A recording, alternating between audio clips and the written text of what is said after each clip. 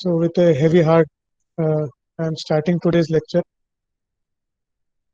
Uh, Today, we are going to continue with our last lecture. The last lecture we had seen about nested classes.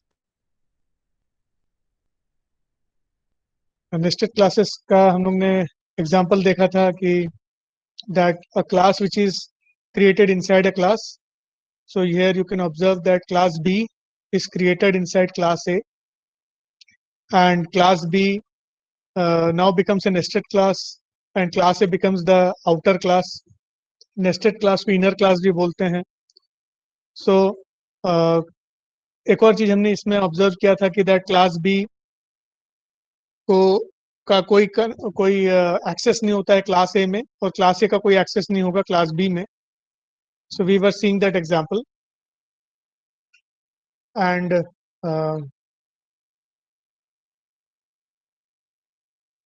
so I think I should again start with the example of nested class जो last class में अपन ने देखा था. So I will just switch on to the coding window.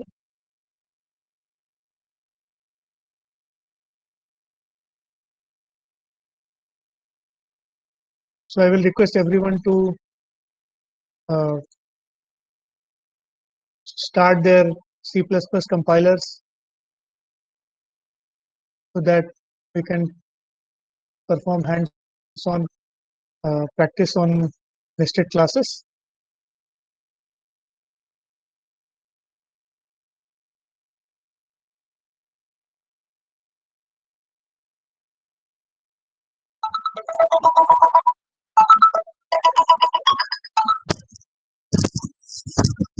Hello hello, मेरा class चल रहा है.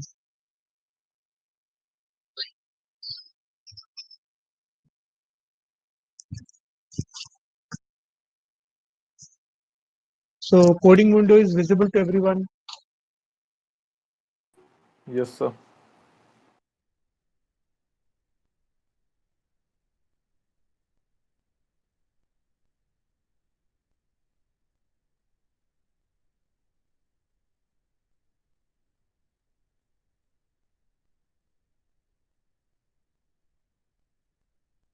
So in the coding window I am going to code. So सभी लोग साथ में कोडिंग करें.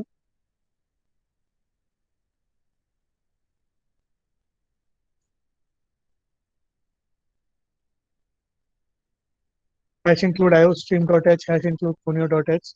क्लास ए हम आउटर क्लास बना रहे हैं.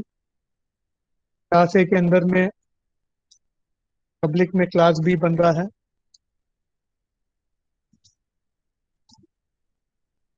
और क्लास बी के अंदर में पब्लिक में एक फंक्शन बनाते हैं void f1.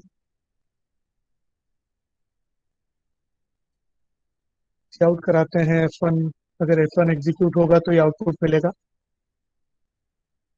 क्लास बी के बाहर क्लास ए का एक फंक्शन बनाते हैं void f2. आउट कराते हैं बैकस्लैश n f2. सो f1 और f2 दोनों का हम लोग ने डेफिनेशन बनाया. f1 is inside b1 b class b and f2 is inside class a. class b is the nested class, इसको हम लोग बोलते हैं inner class और nested class. तो क्लास ए को हम बोलेंगे आउटर क्लास और container class. So this is a very basic example of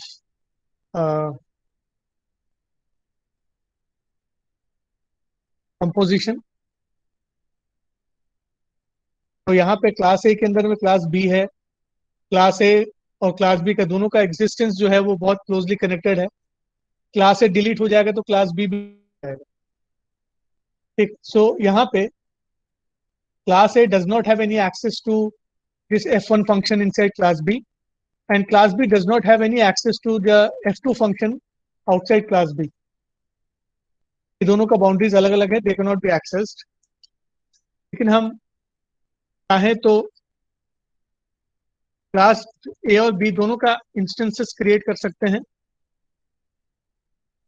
inside main function में बना रहा हूँ. So if I want to create a class A object, we have OB, we can create that. If you want to create class B object, तो ऐसे करके हम नहीं लिख सकते. B OB2 ऐसे हम नहीं लिख सकते. Because class B is not available outside class A. Class B को एक्सेस करना हो, अगर क्लास B को रेफरेंस में लेना हो, तो मुझे क्लास A का स्कोप बताना पड़ेगा. That inside class A there is class B and whose object OB2 we want to create. So this is the syntax important, याद रखिएगा, that when we want to create the instance of the inner class from outside the outer class, मतलब outer class के बाहर, outer class के बाहर में हम main function बना रहे हैं. outer class अपना A है, जिसके बाहर A जो है मेन फंक्शन है. मेन फंक्शन के अंदर से हम चाहते हैं कि इनर क्लास B जो है उसका इंस्टेंस क्रिएट करें, उसका ऑब्जेक्ट बनाएं. तो हमको outer class scope resolution operator then inner class लेके फिर ऑब्जेक्ट क्रिएट करना पड़ेगा. तो यहाँ पे ob1.f1 कॉल करने से नहीं चलेगा. This is an error. अभी इसको हम अगर रन करके कंपाइल करके देखते हैं, एरर आएगा. तो this is an error. f1 is not member of class ए बता रहा है यहाँ पे. देखिए जहाँ कर्सर ब्लिंक हो रहा है वहाँ पे एरर है. f1 जो है वो क्लास ए का मेंबर नहीं है बोल रहा है, क्योंकि क्लास ए का कोई एक्सेस नहीं है f1 के अंदर, because f1 is inside class b. So this statement is an error statement, it can not be. वैसे ही OB2 का हेल्प लेके मैं अगर F2 को एक्सेस करने का कोशिश करूं तो भी अलाउड नहीं है.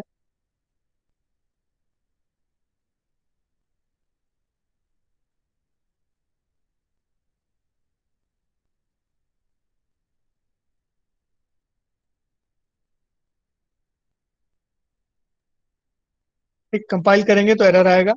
F2 is not A member of A. ठीक है,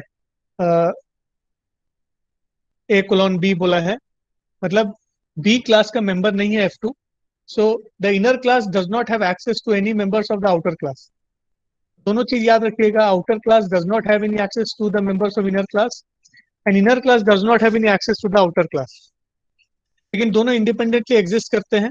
सो ob1.f2 कॉल कर सकते हैं, is allowed, and ob2.f1 call कर सकते हैं, विच इज अलाउड, बिकॉज दोनों जो है अपने अपने मेंबर फंक्शंस हैं. तो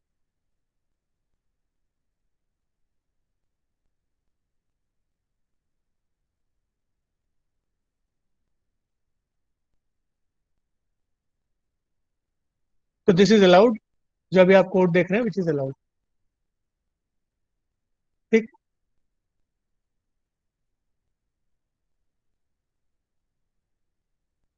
सो इसमें किसी को कोई डाउट है क्या, अभी जो अपन ने प्रोग्राम देखा?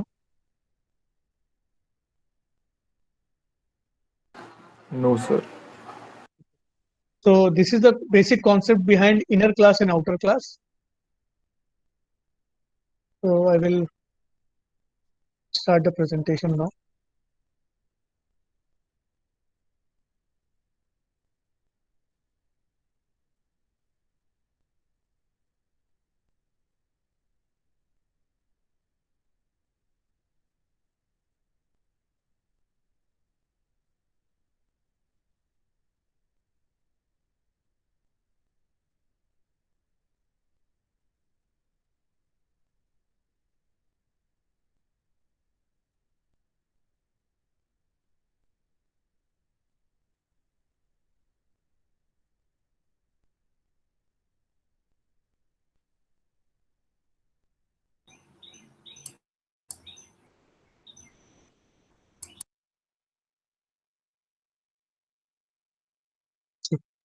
So, uh, so I will request everyone to keep their notes copy ready.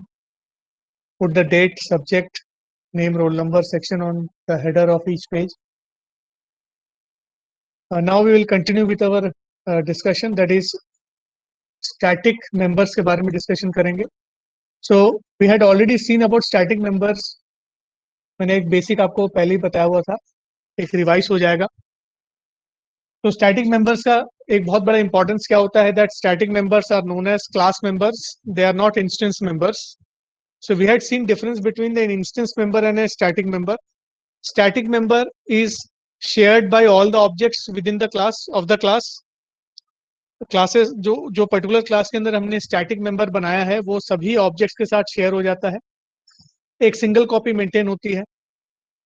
Static data members can only be access by static member functions. Sorry, only the static member functions can only access static data members. ठीक.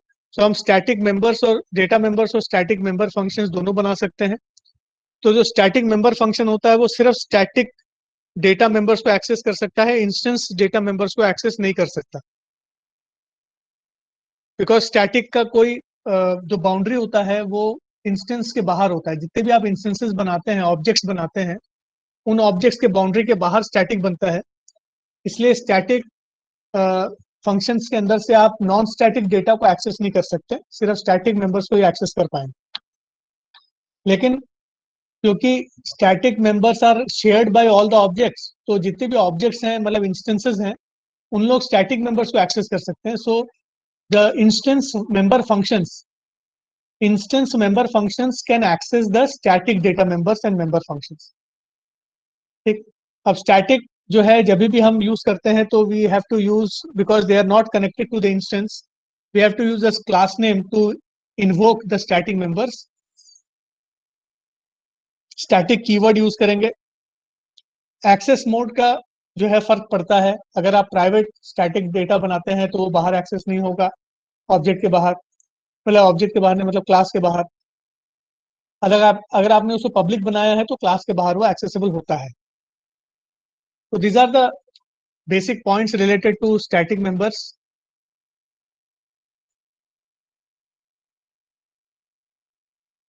So this is a sample, this is a syntax actually. We should observe the syntax that in order to create static member functions हम static keyword का use करेंगे, static लगाएंगे पहले, space, उसके बाद आप function का prototype लिखेंगे. Function prototype is the combination of return type, function name, input argument list. So ये इसको function prototype बोलते हैं. तो function prototype से पहले आपको static keyword use करना है. So this is how we create static member functions. Example static void F1 लिखा है, उसके अंदर कोड है. उसके बाद स्टैटिक वेरिएबल्स बनाना हो तो again declaration of the variable के तुरंत पहले स्टैटिक कीवर्ड यूज कर लीजिए. Static space declaration of the variable of the data member, तो that particular data member becomes a static data member. So let us see a very simple example. ये एक example जो है मैं हम करके देखेंगे. So I will again move on to the coding window.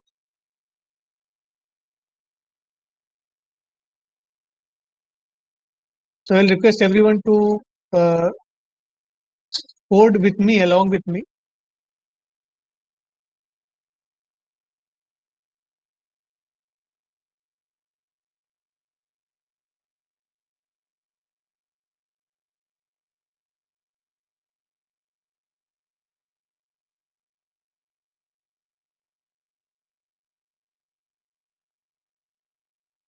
Uh, so hash include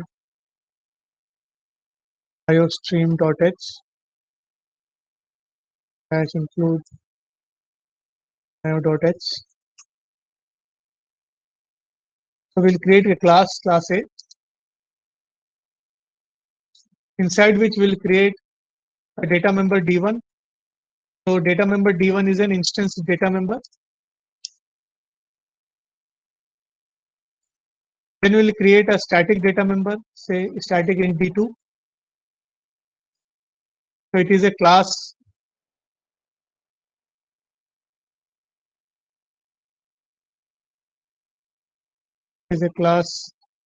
data member.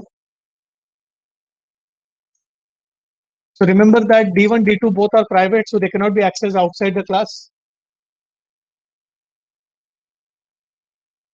Static,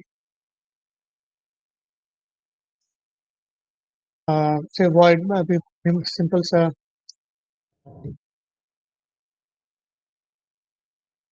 void F1 बनाते हैं. void f1, यहाँ पे मैं d1 d2 को एक्सेस कर रहा हूँ। d1 इक्वल टू d1 का वैल्यू आएगा, d2 इक्वल टू d2 का वैल्यू आएगा। दो लाइन में अलग अलग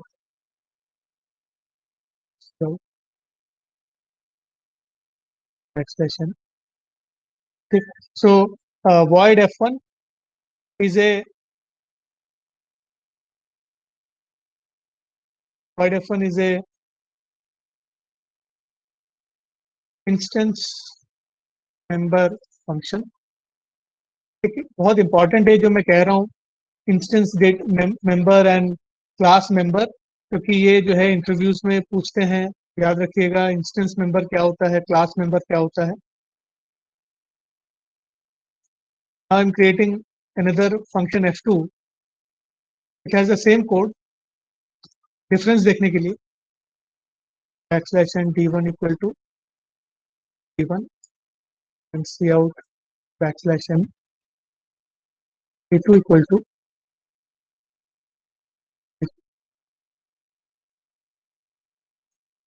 सो ये कोड को आप नोट कर लीजिए, आप जो है साथ साथ कोडिंग करते जाइए। सो क्लास ए में हमने क्या क्या बनाया है और क्लीनली ऑब्जर्व करेंगे। First we have created an instance data member d1। second we have created a class data member d2। तो there is a very vast difference. Int d1 जो बना है वो इंस्टेंस डेटा मेंबर बना है, मतलब जितने सारे इंस्टेंसेस आप बनाएंगे, इंस्टेंसेस मतलब ऑब्जेक्ट्स, जितने सारे ऑब्जेक्ट्स आप बनाएंगे क्लास के, उन सभी ऑब्जेक्ट्स में d1 अलग अलग बनेगा, लेकिन d2 जो है एक ही सिंगल बनेगा, that will be shared by all the objects. So instance data members are created every time an instance is created inside the instance data member exists। Stack में बनता है, और static data members are created only once and they are shared by all the objects or instances of the class। so अगर 1000 objects बने हैं तो 1000 बार d1 बनेगा, लेकिन एक बार d2 बनेगा। उसके बाद पब्लिक में ऑब्जर्व करेंगे, we have declared void f1, so it is an instance member function, and we have defined f2 which is a class member function। अब रूल के हिसाब से जो इंस्टेंस डेटा मेंबर है, member function can access d1 d2। d1 अपने instance data member है, d2 class data member है, d1 normal data member है, d2 स्टैटिक डेटा मेंबर है, so it can access, no problem. लेकिन f2 cannot access d1। this will generate an error because d1 is a non-static member, so non-static member cannot be accessed from within a static member function। तो f2 static member function है, उसके अंदर से d1 access नहीं कर सकते हम लोग d1 को। so let us complete the program first and see the compilation errors which are coming। clr scr get ch, इसमें हम क्लास ए का ऑब्जेक्ट बनाते हैं ob1। ob1 डॉट f1 में कॉल कर रहा हूँ, ob1 डॉट f2 में कॉल कर रहा हूँ। let us see whether there is a problem or not। एक एक करके प्रॉब्लम को देखते हैं। so I will compile the file। so there is one error। let us see where is the error। यहाँ पे देखिए, जहाँ पे मैंने एरर बताया था d1 cannot be used without an object। d1 जो है ऑब्जेक्ट के बिना यूज नहीं हो सकता। ऑब्जेक्ट मतलब इंस्टेंस के बिना यूज नहीं कर सकते, because d1 is an instance data member. बिना इंस्टेंस के आप d1 को यूज नहीं कर सकते, because d1 cannot exist without an instance, और इंस्टेंस के रेफरेंस पे ही आप d1 को यूज कर सकते हैं। तो यहाँ पे जब स्टैटिक हम यूज करते हैं, मैंने बताया था कि दिस का एग्जिस्टेंस स्टैटिक के अंदर नहीं होता। तो दिस का एग्जिस्टेंस कहाँ होता है? जहाँ पे इंस्टेंसेस बनते हैं। तो स्टैटिक के अंदर दिस का कोई एग्जिस्टेंस नहीं है, बिकॉज वहां पे इंस्टेंस की जरूरत ही नहीं पड़ती। स्टैटिक बिना इंस्टेंस के बनता है। इसीलिए D1 एक्सेस नहीं कर सकते, because in order to exist D1 we need an instance, हमको एक ऑब्जेक्ट की जरूरत पड़ेगी, इसलिए ये जो है कंपाइलेशन एरर जनरेट कर रहा है। ठीक, so let us see, run the code. ठीक, एक और एरर आया है, अनडिफाइंड सिंबल A::D2। ठीक, कहाँ से आ गई? हाँ, ये इसलिए आया है,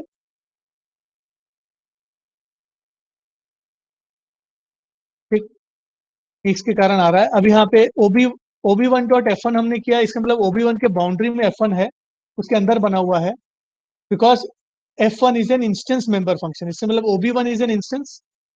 तो यहाँ पे आपको याद रखना पड़ेगा OB1 इज एन इंस्टेंस और ऑब्जेक्ट। जावा में ऑब्जेक्ट और इंस्टेंस में फर्क होता है, C++ में ऑब्जेक्ट इंस्टेंस में कोई फर्क नहीं है, बिकॉज जैसे आप ऑब्जेक्ट डिक्लेयर करते हैं इंस्टेंस बन जाता है। इंस्टेंस बनने का मतलब मेमोरी एक्वायर कर लेना। तो यहाँ पे OB1 जैसे आप बनाएंगे वो मेमोरी एक्वायर कर लेगा, OB1 now becomes an instance. So OB1.F1 जो है it is valid because F1 is an instance member function. So OB1 के रेफरेंस में हम लोग इसको कॉल कर सकते हैं, लेकिन OB2 जो है it is not an instance member function, ये क्लास मेंबर फंक्शन है। तो इसको अगर कॉल करना हो तो हमको कैसे लिखना पड़ेगा? We have to specify the class name because it is a class member function. So we have to use class name and scope resolution operator to invoke the class member function या static member function। ठीक है, सो OB जब F1 को call करना है तो object का reference लेके कॉल करेंगे, जब F2 को कॉल करना है तो क्लास का रेफरेंस लेना पड़ेगा, क्लास का नेम स्कोप रेजोल्यूशन ऑपरेटर। ठीक, अच्छा एक और चीज यहाँ पे हम लोग ने करना भूल गए कि as D2 is a static member we have to initialise D2। So यहाँ पे इंट A::D2 से इसको मैं 100 कर देता हूँ। सो D2 value is 100, D1 value undefined है, D1 का कोई वैल्यू नहीं है अभी हमारे पास, कुछ भी गार्बेज वैल्यू मिलेगा। D2 का वैल्यू डिफाइंड है 100। Late us see the output now.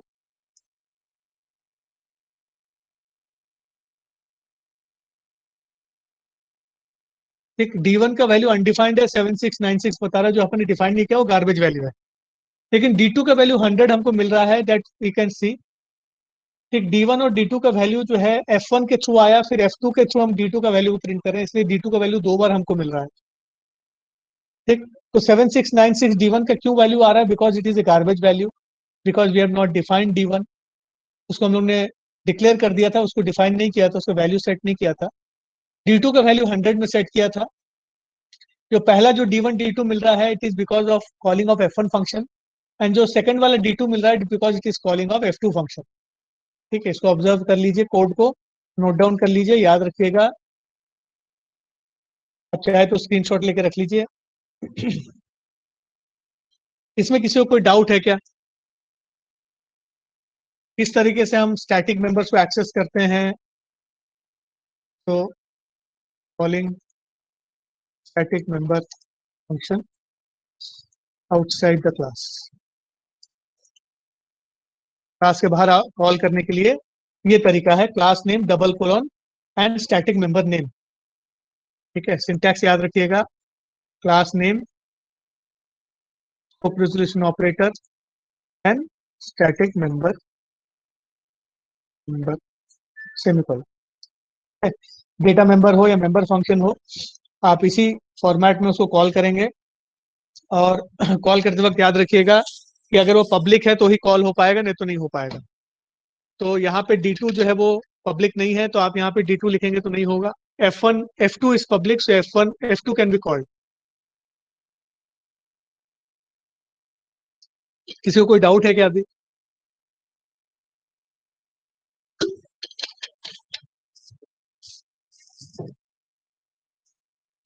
Any doubts related to the code that we have now seen?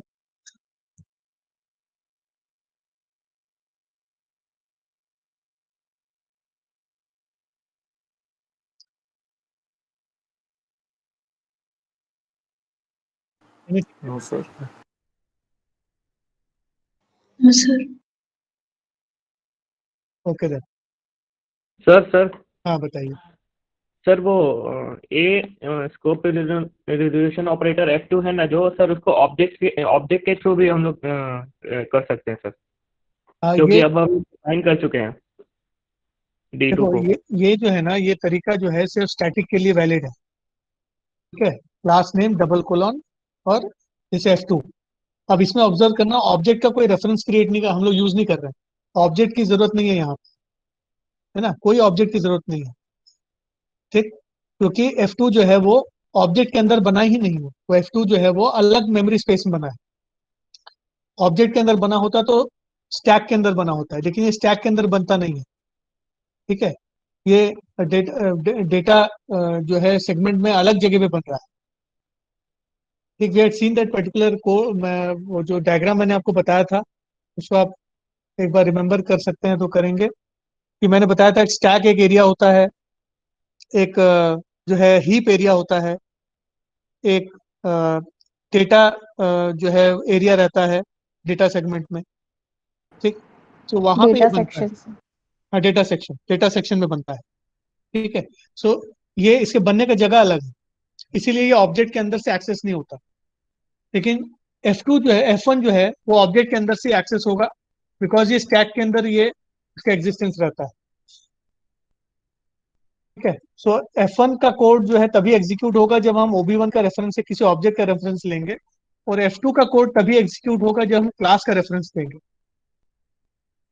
तो ये दोनों में मेजर डिफरेंस है कि हम लोग स्टैटिक के साथ ऑपरेट करते हैं उसके बाद। सर एक बार हाँ, OB1.F2 कर F2 करके देखिए सर। हाँ, वो OB1.F2 करने से जो है वो रन हो सकता है, रन होता है, कोई प्रॉब्लम नहीं आता है। ठीक है, OB1.F2 भी रन हो रहा है। ठीक है, मैं इसलिए मैं तुमको कह रहा हूँ कि ये जो है OB1.F2 इसलिए नहीं करना है क्योंकि that is not logically correct. ठीक है, अब क्यों, अब देखो F2 कॉल कैसे हो जा रहा है, OB1.F2 करने से F2 कैसे कॉल हो रहा है। बिकॉज हमने देखा था कि जो कोड सेगमेंट होता है वहां पे सभी फंक्शंस का डेफिनेशन रहता है। कोड सेगमेंट एक कॉमन जगह है which is accessible to all objects.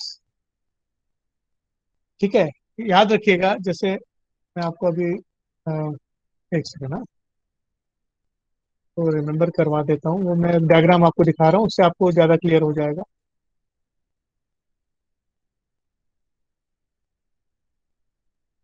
I will share that particular slide. You can understand from that. मैं स्लाइड को दिखा,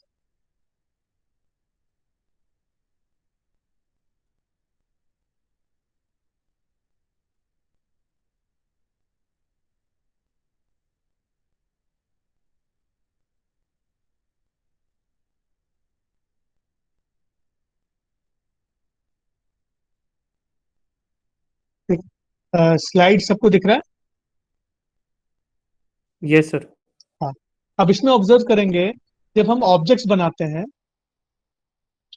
जब हम ऑब्जेक्ट्स बनाते हैं तो स्टैक में बनता है। ठीक है, जब हम न्यू ऑपरेटर यूज करते हैं तो हीप में बनता है। ठीक, और जब हम स्टैटिक या ग्लोबल वेरिएबल्स बनाते हैं वो डेटा सेक्शन में बनता है। ठीक, और लास्ट में देखना ये प्रोग्राम कोड लिखा है, प्रोग्राम कोड क्या है, मेंबर फंक्शंस के लिए होता है। अब ये स्टैटिक नॉन स्टैटिक दोनों मेंबर फंक्शंस के लिए रहता है।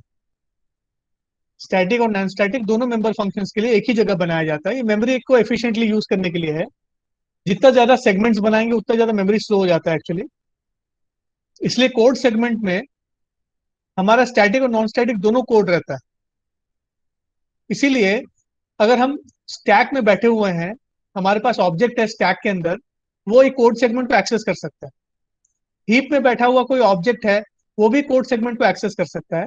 डेटा सेक्शन में कोई बैठा हुआ ऑब्जेक्ट है, वो भी जो है कोड सेगमेंट को एक्सेस कर सकता है। इसीलिए अभी जो अपन ने देखा था OB1.F1 और OB1.F2 दोनों कॉल हो रहा है, इट इज पॉसिबल।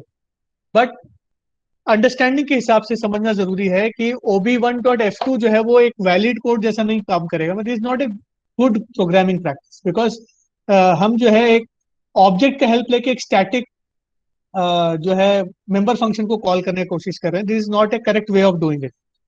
तो correct way of doing it is that by using the class name double colon static member का नेम। इसीलिए जो है ob1.f2 f1 जो है कॉल करना चाहिए, ob1.f2 करके कॉल नहीं करना चाहिए, a:\f2 करके कॉल करना चाहिए। ठीक है, इसलिए मैंने वो कोड कुछ टाइप से लिखा था। ठीक।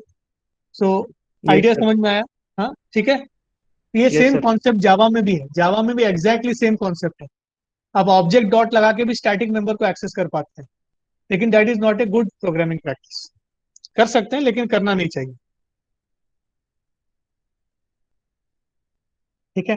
सो एनी क्वेश्चंस और डाउट्स रिलेटेड टू दिस?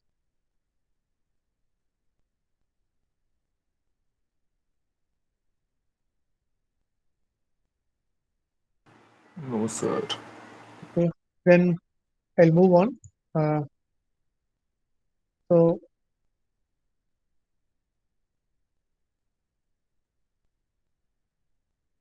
तो इस बारे में हम डिस्कशन कर रहे थे। ये एग्जांपल मैंने आपको बताया था। ये एग्जांपल में जो है यहाँ पे इस पर्टिकुलर एग्जांपल में हम कंस्ट्रक्टर यूज कर रहे हैं। सो कंस्ट्रक्टर के बारे में मैं आपको बाद में और डिटेल में बताऊंगा।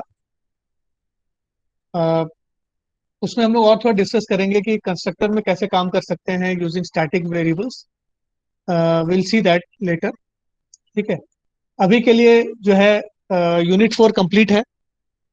यूनिट 4 से रिलेटेड किसी को कोई डाउट या क्वेश्चन अभी अगर मन में है तो पूछ सकते हैं, नहीं तो बाद में हम लोग डिस्कशन कर सकते हैं। अभी किसी को कोई डाउट है, क्वेश्चन है क्या?